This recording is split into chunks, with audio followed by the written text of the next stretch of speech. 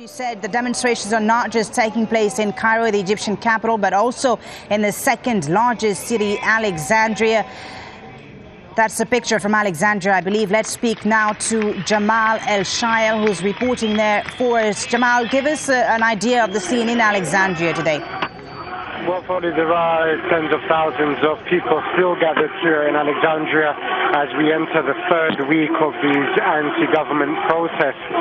Alexandria obviously has been a flashpoint several times throughout these unprecedented unfolding scenarios in Egypt.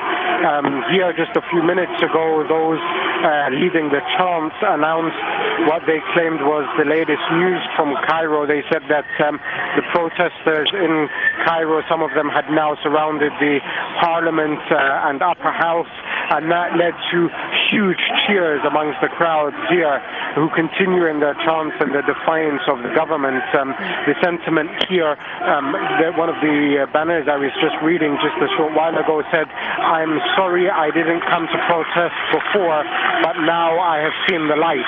A clear reference to a lot of sentiment felt by many people in Alexandria following the release of Wa'il Ghanem and one of the most famous talk shows here in Egypt, Al-Ashra Masa'an, late last night, which really had an impact on many Egyptians and forced a lot more to come out to the streets. It was the first time that Egyptian television showed some of the most graphic images and stories that have happened over the past few weeks. So there's definitely a surge in the number of pro-democracy, anti-government protests here in Alexandria. Jamal, I'm going to just ask you the same question I asked Hoda just a minute ago. Is there in Alexandria, among the protesters, a sense that they're achieving anything really? Because the government, again, has made a number of concessions in the last few days. A vice president announcing more concessions today, one of them being that the people who've been taken to the streets won't be prosecuted.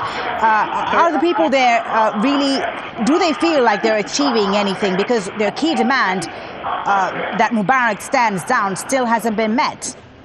Of course, I mean, their main demand they know hasn't been met, but they do feel that they have made huge gains in the past couple of weeks. I mean, the mere fact that Mubarak was forced to come out and announce that he would not run again, many an Egyptian forever believed that Mubarak would not leave office unless it was after he passed away. So that in itself, for many protesters here, is a huge success. The fact that he was forced to appoint a vice president the first time in 30 years, the fact that there's now these committees, however genuine or not they may be, these are seen by the pro-democracies as huge